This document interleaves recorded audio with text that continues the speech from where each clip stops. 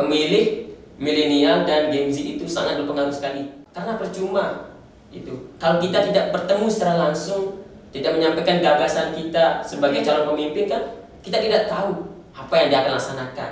Kalau dia money politik, dia itu harus memilih sepaket. Berapa yang mau dibayar? Misalnya 50 satu paket. Dengan mana? Dengan kabupaten, provinsi, dengan RI. Nanti kalau dia berbuat baik, memberikan bansos dan sebagainya, kameranya sudah siap. Nah, jadi bansos banget gitu kan.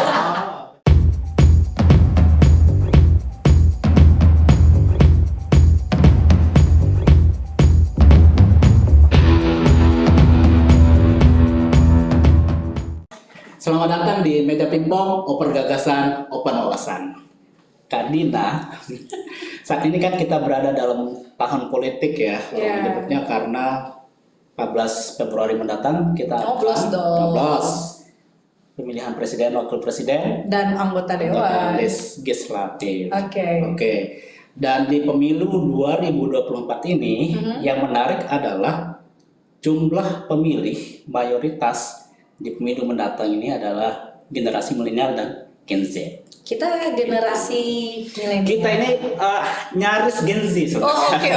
Persimpangan ya, persimpangan. Iya. Jadi kalau ketemu sama generasi Z, kita kakak ade dong. Kakak ade. Jadi angkanya sangat besar ya. 54 sekian persen, itu sekitar 113 juta pemilih didominasi Potensi Gen milenial dan Gen Z. Oke. Terus gimana kira-kira ya caranya para politikus kita untuk menggait para Gen Z? Nah, makanya kalau kita perhatikan model kampanye para politisi kita, calon presiden kita, banyak yang menggunakan pendekatan yang memang digemari oleh Gen Z maupun Gen Z. Ya benar. Ada tuh ngelihat baliho yang udah mulai buat tulisan-tulisan, kemudian foto-foto yang udah pakai karikatur-karikatur Ya, gitu ya. dan pakai istilah-istilah yang di kalangan Pengen mereka. nyebutin nih, tapi nggak boleh dong ya. Nah, apakah hal-hal demikian itu memang berpengaruh? Kita kali ini akan diskusi bersama Gen Z juga. Oke, siapakah dia Gen Z kita gitu? Telah hadir di ruang podcast Meja Pingpong kita Muhammad Daden Pratama. Oke, selamat datang adik Daden. Siap. Daden ya, ada Daden. Oke. Sekarang aktivitasnya apa? Ya, jadi aktivitas saya setelah dari purna tugas dari beberapa organisasi, baik itu organisasi kepemudaan, organisasi anak juga, organisasi orang-orang dewasa. Jadi saya itu fokus ke belajar bahasa Inggris, belajar bahasa Inggris, bahasa Arab, karena untuk mempersiapkan Pengembangan diri benar ya. pengembangan diri, persiapkan untuk masuk ke universitas yang kita impikan. Oke. Selain itu juga Kak, saya juga fokus dari sekarang saya belajar menulis gitu. Pengalaman-pengalaman dari organisasi-organisasi yang saya ikuti, saya belajar menulis dan saya tulis pengalaman saya di sana. Insya Allah saya akan pribadi untuk berusaha untuk mencetak buku ini. Oke, di buku tuh biasanya ada biografi gitu kan, biografi penulisnya gitu. Prestasinya apa aja tuh yang mau kita tampilkan di biografi kira-kira nih? Prestasi sih tidak terlalu tinggi. Ini ya, pernah jadi ketua apa gitu level provinsi. Oh ya, Persis. ya. Apa sih bukan? Kebetulan alhamdulillah Kak, saya pernah menjadi Ketua Umum Forum Organisasi Siswa Intrasekolah dan Madrasah Provinsi Nusa Tenggara Barat, dan kebetulan juga saya ikut di organisasi anak yang bernamakan Forum Anak. Nah, di sana alhamdulillah kepilih juga menjadi duta anak Kabupaten Lombok Tengah dan Provinsi Nusa Tenggara Barat. Dan kemarin saya juga di tahun 2022 kemarin itu, di tahun 2023 kemarin itu saya mewakili Provinsi Nusa Tenggara Barat untuk merayakan Hari Anak di Semarang, Jawa Tengah. Keren ya. Yes, alhamdulillah. Jadi Ekskul di sekolah apa tuh? School sih saya ikut satu selain OSIS, selain organisasi OSIS, saya ikut di karate saja. Prestasinya di ekskulnya itu? Prestasi karate ya alhamdulillah saya sudah melanang buana mengelilingi provinsi NTB ini sampai di tingkat nasional. Keren. Dan tentu Daden juga mengikuti nggak ini perkembangan politik kita. Iya. Iya, karena saya Sebentar dulu. Di pemilu ini Oh, dia baru mau jawab, Iya. langsung stop nih kawan. Kawan disabar dong. nah, saya mau tanya, pemilu ini apakah pemilu pertama untuk memberikan hak suara atau sebelumnya pernah? pada Dia udah tahun boleh milih belum?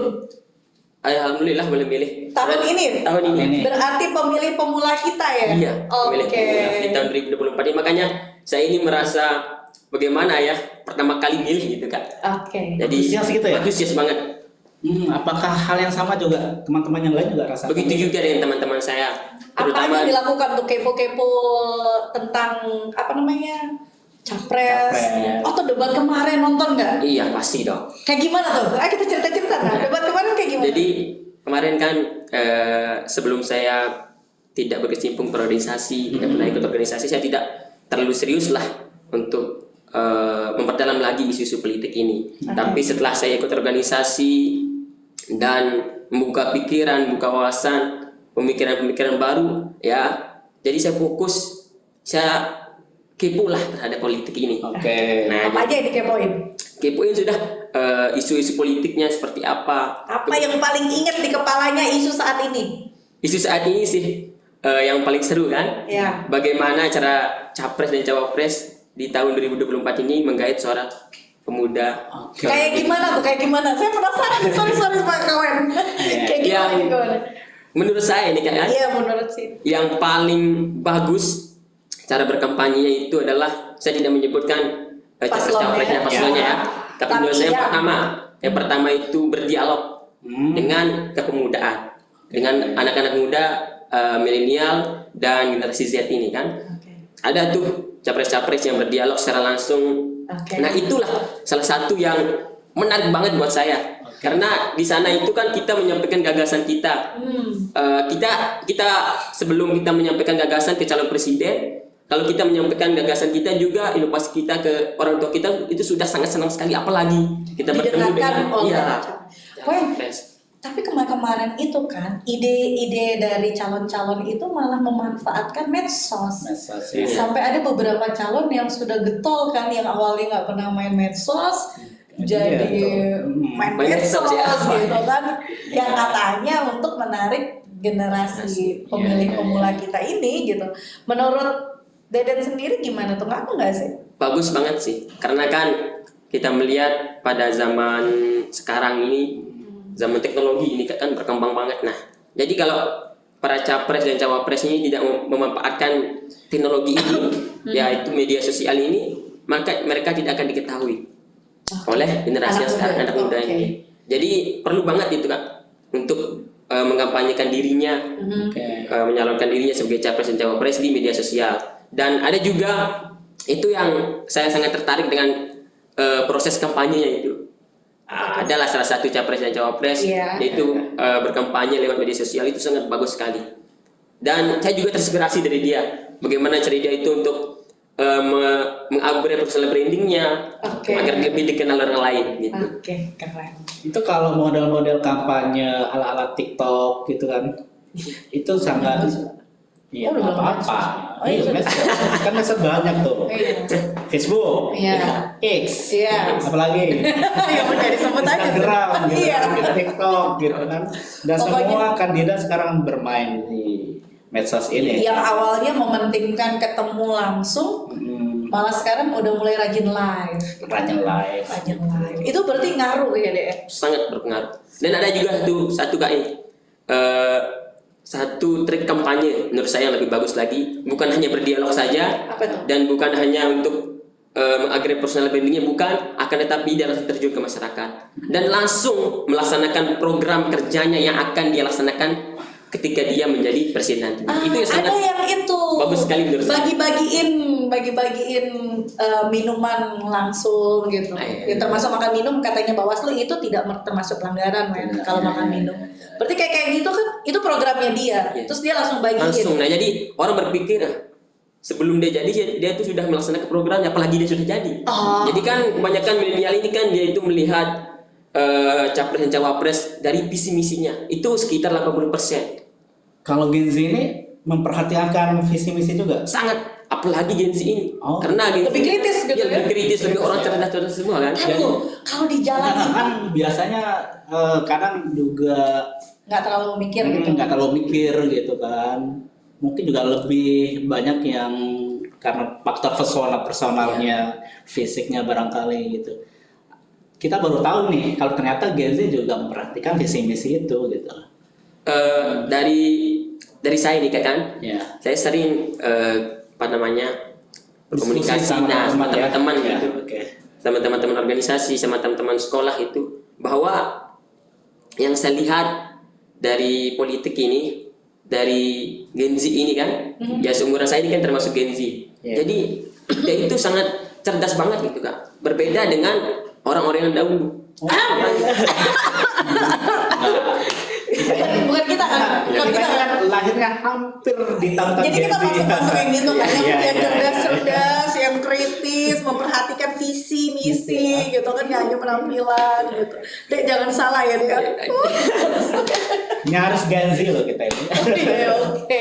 Nah lo Wan, dan tadi saya penasaran itu, Oke. ini kan metodenya, Kampanye ya? iya metode kampanye ini kebanyakan yang di pinggir-pinggir jalan tuh mereka udah kayak mengemas yang rupa lah ya, lain spanduk, lain banner-banner baliho. Menurut generasi Z sendiri, dan gimana tuh? Pengaruh nggak sih? Itu sih menurut saya dan teman-teman saya zaman old saja seperti itu.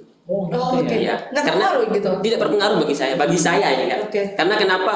Karena percuma itu. Kalau kita tidak bertemu secara langsung, tidak menyampaikan gagasan kita sebagai calon pemimpin kan, kita tidak tahu apa yang dia akan laksanakan setelah dia menjadi pemimpin tersebut. Jadi dengan banner-banner yang rame yang pakai gambar-gambar Itu pemilihnya nanti yang old katanya. Ya, yang old biasa. Kalau generasi Z perlu diperhatikan nih.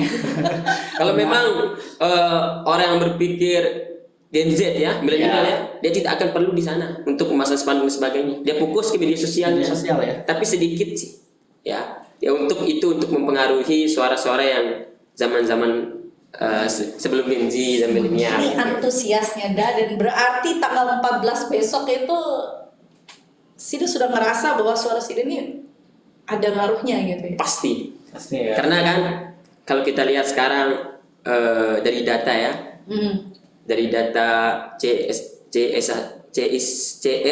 IS, nah di sana itu pemilih milenial dan Gen Z itu sangat berpengaruh sekali, bahkan sampai mendekati 60% gitu kan.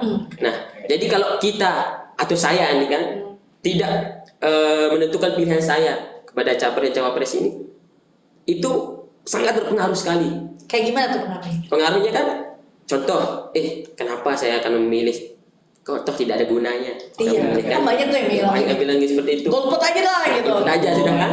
Tapi sebenarnya kalau kita berpikir secara cerdas, sangat berpengaruh sekali. Kalau kita kalikan sekarang, Oke. saya Berpikiran seperti itu kali sekian kali sekian banyak. banyak kan. Nah di circle-nya Daden sendiri itu melihat bagaimana teman-teman ini? Apakah mereka antusias juga sama seperti Sangat itu? antusias. Sangat antusias ya. Karena saya sering juga berkomunikasi dengan teman-teman, memberikan sedikit, meskipun saya tidak paham tentang politik ini kan, Iya. saya berikan edukasi sedikit demi sedikit, biar teman-teman itu adalah minimal tahunya bagaimana tentang politik ini, isu-isu politik seperti ini. Kalau misalnya intervensi dari keluarga gitu, orang tua gitu. Ini amak tua ini. Kamu harus pilih ini gitu. Itu masih kayak gitu tuh. Ada nggak masih kayak bisa gitu? diintervensi nggak teman-teman nih? Untuk- Sebenarnya masih banyak seperti itu. masih banyak ya. Karena kan yang namanya demokrasi itu bebas ya kayak Iya. hati dan hati nurani diri Iya. kita sendiri kan. Ya, pemilu. Ya, Pemilu tidak kan boleh. bebas langsung. Ya tidak boleh harus ada paksaan dari orang tua. Iya. Lagi guru-guru kan tergantung diri kita sendiri. Oke. Oke. Jadi sebenarnya nggak ngaruh gitu. Dia disusul gitu. Enggak harus. Terus yang ngaruh Menurut itu saya. berarti tetap menurut visi misi Ya seperti itu. gitu-gitu. Karena kan kita yang pilih kan. Tanpa menyebut nama, Asik. Ya. tanpa menyebut nama, apakah saya yakin sudah ada pilihan sekarang, tapi apakah masih ada kemungkinan untuk berubah pilihan? Dan apa kira-kira yang menyebabkan kalau di akhir nanti akan terjadi perubahan pilihan itu? Oke kan kemarin kan untuk debat capres dan cawapres ini sudah berlangsung 3 kali kan. Iya. Tinggal 2 kali debat lagi. 2 kali. Nah sebelum itu Lanjut. Sebelum itu saya masih melihat dulu Ya. untuk debat yang kedua kalinya ini, karena kan belum selesai itu. Nah, nanti kalau sudah selesai debatnya, baru kita tentukan bagaimana dan siapa yang akan kita pilih sesuai dengan visi misinya, sesuai dengan berpengalaman politiknya, Oke. dari segi agamanya juga, Oh gitu. terus dari segi keturunan juga. Oh, gitu. Bagus banget. Ini jangan bilang ibu negara juga. Jadi sampai 3 debat ini sudah ada ketetapan atau masih bisa berubah nanti? Masih Dari bisa berubah sih. Debat keempat dan debat terakhir masih bisa berubah. Masih ya? bisa berubah.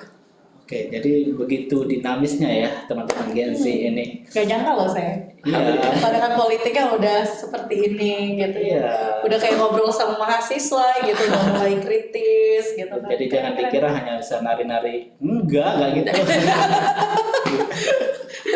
Nggak nyebut ya. Enggak. Oke. Kan kebanyakan kalau aplikasi TikTok tuh kan aplikasi Buat nari-nari gitu ya. joget-joget gitu kan ya. Ternyata juga teman-teman ini sangat memperhatikan visi misi dari Capres Cawapres. Keren ya.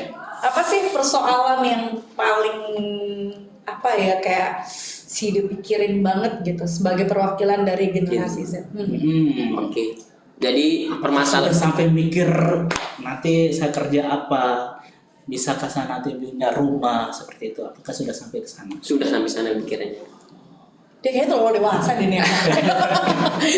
Coba ulang dulu. Apa yang paling si dipikirin gitu? Ya, pertama itu kan mulai dari kesehatan mental kita dulu. Oh, Karena memang butuh Iya. healing. betul sih Kak. Karena kan kebanyakan sekarang orang cerdas kan. Iya. Tapi kesehatan mental itu kurang. Jangan bilang lebih pilih orang yang beradab daripada orang yang cerdas ya. Kesehatan mental seperti apa sih yang Kesehatan mental mengalami depresi teman-teman itu Kak. Depresi? Karena, iya, karena saya mengalami itu Kak. Oh. Hah, pernah mengalami? Faktor apa? Apa namanya? Semua lah ya. Ya gitu. Karena kan Semua lah ya. saya ini kan kelas 12 gitu. Oke. Jadi kita masih berpikir untuk kedepannya itu seperti apa. Kita sering berpikir seperti itu Kak. Kedepannya tuh yang kayak gimana maksudnya tuh? Kita mau melanjutkan sekolah kemana? Oh, oke. Apakah di sekolah di universitas ini apakah sudah diterima atau belum? Jadi kan Oke. ada permasalahan-permasalahan Gen Z yang kita hadapi itu. Sekolah gitu ya, Sekolah, sekolah, beasiswa. Beasiswa gitu. Oke. Terus apalagi ekonomi yang paling penting. Tunggu dulu, yang menyebabkan depresi tadi apa? Putus cinta. Bukan sih Enggak ya. Oh, bukan. Terus apa yang bilang depresi Masalah tadi tuh? masa depan gitu. Masa depan. Masa Ya, depan. masalah gitu. mau Jadi kuliah mereka udah lagi. mikirin Iya. masa depan gitu ya. Masa depan. Enggak hanya sekedar mikirin besok saya jalan kemana, gitu. Nah gitu. Jalan sama siapa. Kita persiapkan dari Enggak ya. sekarang gitu. Iya tuh, 14 Februari Valentine Day. Iya. Nah, Hari kasih bersamaan ya. sayang. Iya. Jadi itu udah dipikirkan. Ya sudah dipikirkan. Dia emang terlalu dewasa dia. Nah, lingkungan pun juga kayak gitu ya Mungkin mikirnya. juga teman-teman yang lain juga seperti itu Iya. ya. Jadi jangan diremehkan suara Gen Z ini gitu. Kayaknya saya lebih ke milenial daripada generasi. Karena juga lingkungan saya seperti itu Kak. Saya di rumah kan diajarkan bagaimana cara kita itu untuk berpikir lebih dewasa lagi dan lebih cerdas lagi. Ada salah satu mentor saya itu saja yang selalu diajarkan saya untuk bagaimana cara kita itu untuk menjalankan hidup ini ke depannya. Oh, Masya Allah. Kayak gimana tuh maksudnya? Iya, karena hidup ini tidak akan lepas dari masalah itu. Pasti setelah kita lulus dari SMA ini pasti ada yang akan kita masalah Muncul masalah baru lagi yang harus kita hadapi. selesaikan. Setelah S1 juga ada lagi. Ada lagi gitu. Ada nggak peluang kerja kita? Gitu. Setelah kerja lagi ada lagi Apa tuh? menikah. Oh, Ya. Karena modal gede nih. Nah, gitulah. Dengan sekian problematika tadi, apa yang kira-kira yang pengen didengar dari para calon presiden ini? Yang pengen dijanjikan kepada Gen Z ini? Calon presiden dan calon legislatif. Calon legislatif juga. Iya. Ya. Ya, kalau secara legislatif ini saya tak pernah dengar. Oh, nggak pernah dengar. Tak pernah dengar apa namanya program-programnya. Mungkin tidak ada programnya. Tolong para legislatifnya, calon-calon legislatifnya Lombok Tengah turunlah ke masyarakat. Ini belum didengar nih katanya sama generasi Z. Terus deh, kira-kira iklan tadi deh. Itu sudah Kak. Nah, jadi untuk harapan kami Oke. yang Gen Z ini dan pemilih pemula, jadi untuk capres dan cawapres itu yang lebih lah, kita itu lebih diperhatikan lagi. Kayak gimana Suara-suara tuh kita. perhatiannya tuh kayak gimana? Memberikan beasiswa lebih banyak Iya, lah gitu. itu yang sangat penting. Yang pertama pendidikan. pemerataan pendidikan Kak. Pemerataan Iya. pendidikan. Kita lihat, saya kan Kita dari di desa. Lombok biasa-biasa aja, perasaan saya ngelihat pendidikannya emang kayak gimana tuh? Ya memang kalau kita kan di Lombok ini, Lombok Tengah ini kan, khususnya Lombok Iya. Tengah masih bisa dibilang kota sudah. Iya. Nah, tapi kalau yang ada di pelosok-pelosok sana itu kan masih butuh banget yang namanya pendidikan. Oke. Itu jadi pemerataan pendidikan itu yang pertama. Pemerataan pendidikan. Nah, Selanjutnya. lanjutnya iklim. Ya, apa namanya, isu lingkungan. Isu lingkungan. Jadi itu yang perlu juga harus dihadapi. Isu lingkungan kayak apa nih yang Seperti- sendiri mau sorotin saat ini? Ya, apa namanya, Sampah. itu. Ya, itu sudah yang menjadi permasalahan Gen Z sekarang ini juga. Jadi perlu kami didengar oleh Gen Z sudah memikirkan sampah kita kayak gimana gitu kan? Iya sih, kan ini jadi kan penyebab menjadi penyakit gitu kan. Oke. Menyebabkan polusi apalagi Kalau kan. di rumah sampah bagaimana? Ada petugas yang tukang angkat? Alhamdulillah sudah ada di desa. Oke. Tapi saya lebih untuk diperhatikan lagi. Untuk pahlawan sampah di sana belum ada di desa. Kayak pemuda misalnya yang ngolah-ngolah sampah plastik. Nah, itu yang belum ada sih. Belum ada. Belum ada. Dipelopori lah deh gitu. Insya Allah kami akan siap lagi. Tapi Iya. di sana Kak, di desa itu kita sebagai anak muda itu sulit untuk didengar. Sulit banget untuk didengar Kak. Bukannya ada ya sih kalau yang di Musrembang ya. di organisasi kalau di desa Karang itu, Taruna. Karang Karang Taruna. Taruna sih udah masuk di situ. Pengen Komunikasinya biasanya untuk ke Pemdes itu pemerintah desa lewat Karang Taruna deh. Iya. Dan di Karang Taruna punya anggarannya sendiri untuk bikin program, dan saya rasa kalau programnya terkait sampah kalau pasti didengar gitu. Iya. Tapi Kak, gini Kak, yang menjadi permasalahan di desa itu Karang Taruna ini jarang banget yang aktif gitu. Kemarin saya sudah berusaha untuk mengaktifkan, meskipun saya masih kecil, masih SMA kan, tapi berusaha karena kita lihat permasalahan-permasalahan di desa kan, kita melihat itu, jadi saya berusaha, tapi suara kita itu jarang banget untuk dengar. Oke, ini udah Itu yang menjadi budaya. permasalahan gitu Kak. Udah ngomongin Kembali budaya. ke pilpres kita. Oh iya. Nah, iya. Pilpres kita. Ini masih ada 2 debat nih, ya kan? Iya. Harapannya seperti apa nanti di debat 2 terakhir ini? Iya sih. Nah jadi Apakah kejutan-kejutan yang kayak debat yang kemarin itu menurut Sidem perlu muncul lagi nggak? sangat perlu. Menurut saya, ini opini saya kan Kak, kan? Ya. Jadi untuk debat yang selanjutnya, debat keempat dan kelimanya itu lebih struktur lagi untuk cara penyelesaian permasalahannya. Penyelesaian masalah. Permasalahan seperti kan kemarin itu hak hubungan internasional, geopolitik, dan lain sebagainya kan di sana. Nah, Pertahanan. kemarin yang saya lihat di sana itu pertahanan keamanan kan. Kemarin yang saya lihat di sana pas saat debat itu dia fokus ke personalnya. Tidak bagaimana cara dia itu untuk menyelesaikan permasalahan seperti itu. Ketika ada masalah di tingkat internasional besok, bagaimana secara struktur secara konkretnya itu belum ada, belum kita dapatkan. Dia lebih ke emosi-emosi. Oke. Lebih menyerang ke personal. Malah itu jadi nggak menarik. Nah itu tidak menarik kan. Gimmick-gimmick yang dibuat yang seperti Padahal itu kan, malah bikin ilfeel iya. gitu ya. Padahal dari segi kata-katanya bagus banget. Oke. Tuh didengar tuh. Isunya bagus gitu ya. Isunya bagus. ya. Cuman cara ngangkat isunya yang kurang bagus gitu ya. Itu menurut saya sih. Oke. Biar lebih efektif lagi kan. Ini harus didengar nih. Karena mereka masih bisa berubah gitu pilihan Betul. mereka. Jadi 2 debat terakhir itu sangat menentukan Menentukan banget. bagi Gen Z dan milenial. Kalau legislatif kayak gimana tuh harapanmu? Ya. So, biar dikenal gitu, biar ada yang menyoblos atau memilih mereka gitu. Harapan saya sih kalau legislatif ini kan terutama di DPRD kabupaten kan. Kabupaten, oke. DPRD kabupaten, DPR kabupaten itu lebih terjun ke masyarakat lagi. Setuju sama masyarakat. Lebih mendengarkan masyarakat. Ke dapil-dapilnya. Dapil-dapilnya khususnya dapil-dapilnya gitu.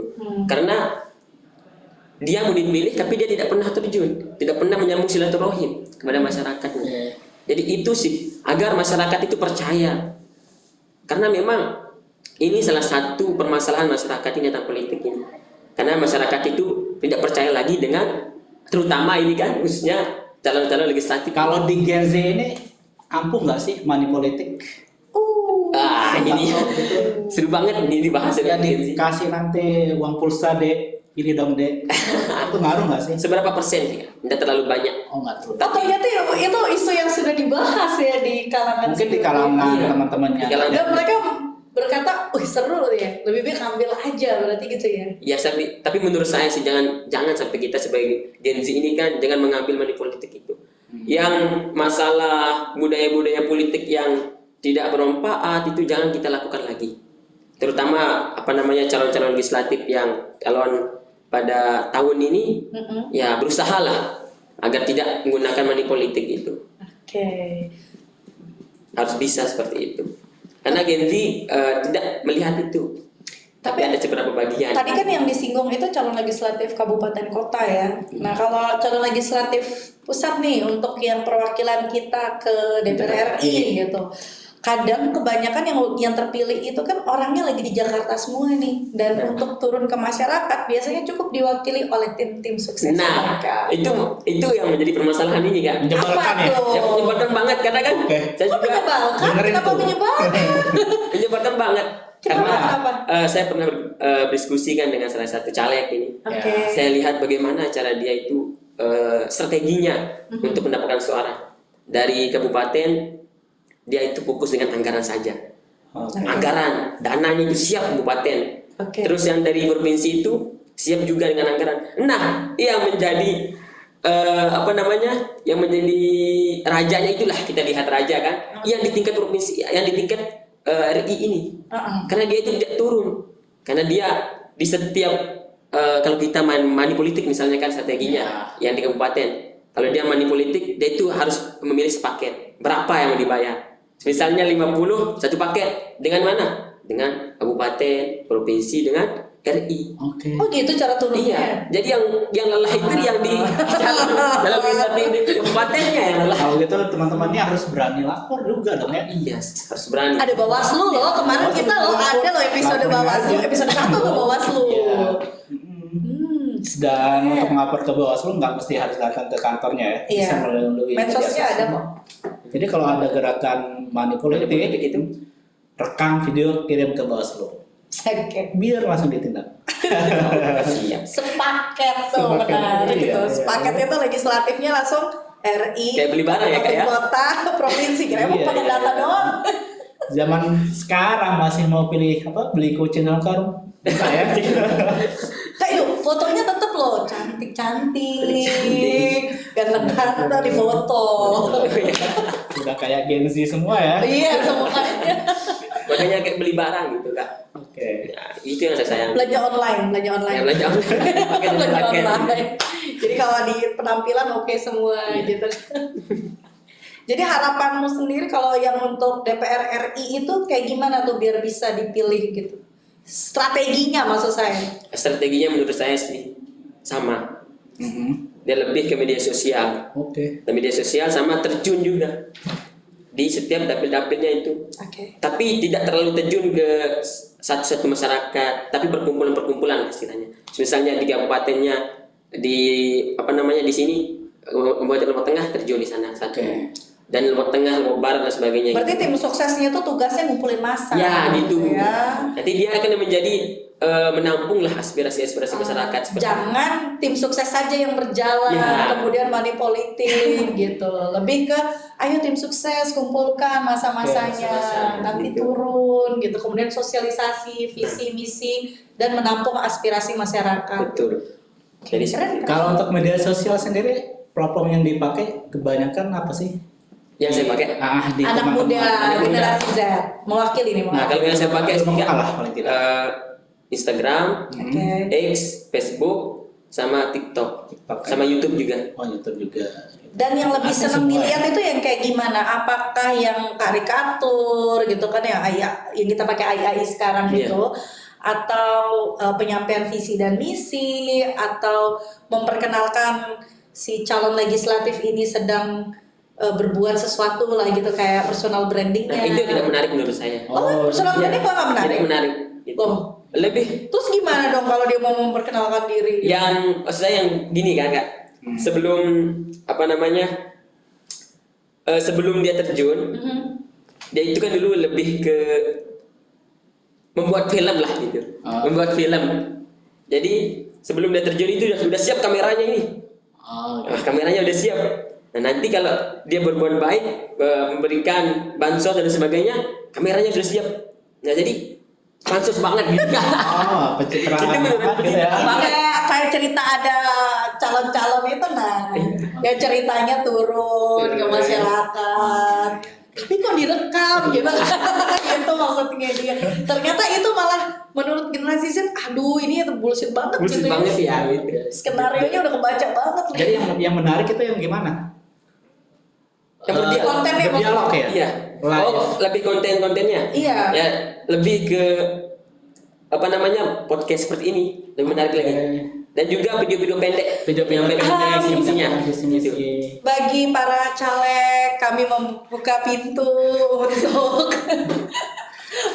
untuk podcast kami untuk mengundang para caleg untuk dikenal. Artinya begini, mungkin banyak yang meremehkan ya suara-suara Gen Z, suara milenial, bisa dipilih ternyata tidak. Itu di atas 50% loh. Jadi suara Ya. generasi Z dan milenial itu hampir 60-an%. Jadi patut diperhitungkan. Jadi diskusi kita kayaknya udah cukup nih. Oke. Lebih seru itu kalau dipotong pas lagi seru-serunya gitu ya. Sip. Bunga mawar, bunga melati, asik, bermekaran di taman bunga. Kita sudah selesai diskusi. Sampai jumpa di podcast Meja Pimpong berikutnya. Oke.